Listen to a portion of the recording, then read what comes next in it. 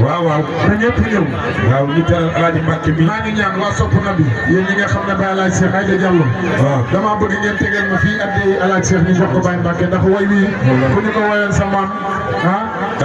nga toog fii waaye ki ñu ko woy nag mooy sëriñu jeunesse bi mooy ki nga xam ne boo ne ko 5 heures pile la bis bi tàmbali mu ñëw boo ne ko kaamil bi 7 heures pile lay tàmbali 7 heures pile fekk ko fi te yaakaar naa ñi mën a seede gis nañu ko ki gën a fonk heure ci àdduna mooy Baye Alaaji Cheikh comment bëgg ñu ñëw indi ba addee Baye Alaaji Cheikh ba ñëw tàmbali da ñëw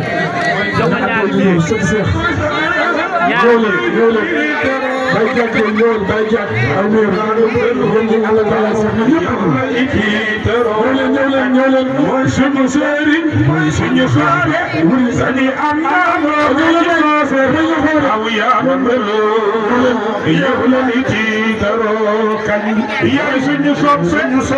xarit suñu am yaa melo yow la ni ci daro kañ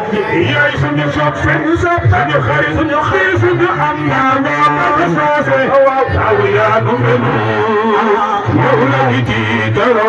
kañ yaay suñu sopp yaay suñu xarit yaay suñu am taw yaa nu melo yow la ñu lay dero kat ñi sama xarit mooy sama soppe sa am no maa ji waaw yow la iti dero kat ñi mooy sa xarit mooy sa soppe mooy sa am no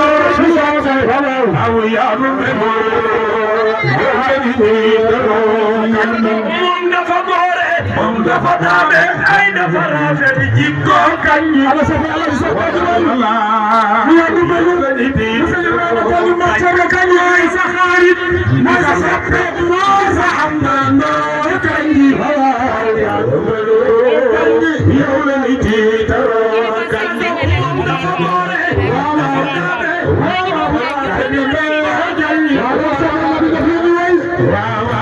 yow la iti taro kañ ñi mooy sa soppe di sa xarit mooy sa àndandoo taw yaa nu meloo yow laay tiitaroo gaynde ah waaw bu ko defee rek wala ñoo